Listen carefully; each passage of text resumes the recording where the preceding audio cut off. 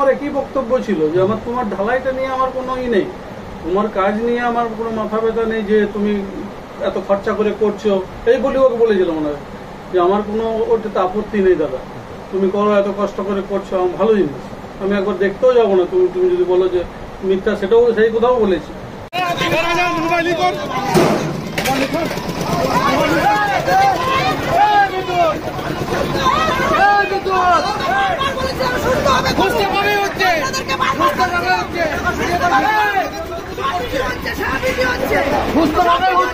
আস্তে করে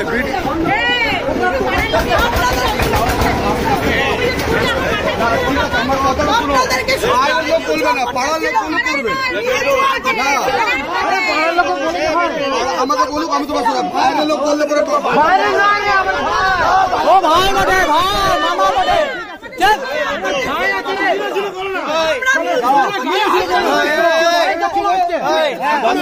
বন্ধ রাখো, পুলিশ ঠিক আছে, ঠিক আছে, 10 মিনিট কাজ বন্ধ আছে, পুলিশ আসছে। ও মামা বটে আমার, 10 মিনিট কাজ বন্ধ রাখো, পুলিশ আসছে।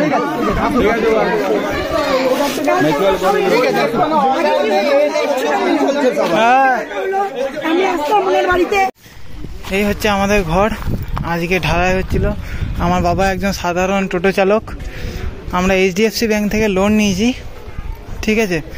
এই যে এই বাড়িটাই, গোলাপি বাড়িটার যে আছে প্রদীপ চক্রবর্তী, উনি অগ্নিমিত্রা পাল বিজেপির সঙ্গে মিলে, এবং স্বয়ং অগ্নিমিত্রা পালও থানাতে বসে ধর্ণা দিয়ে আমাদের এই ঢালাই কাজটা মানে বন্ধ করেছে। এটা কি ঠিক? আনলিগালিভাবে ইলিগালিভাবে এটাকে বন্ধ করা।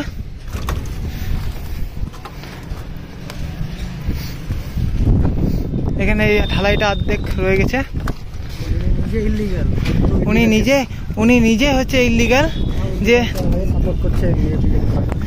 উনি নিজে ইলিগাল, যে একটা বাড়িতে কত টাকা জায়গা ছাড়তে হয়, 3 ফুট জায়গা ছাড়তে, উনি নিজে জায়গা ছেড়েছে 16 ইঞ্চি, উনি নিজে জায়গা ছেড়েছে 16 ইঞ্চি,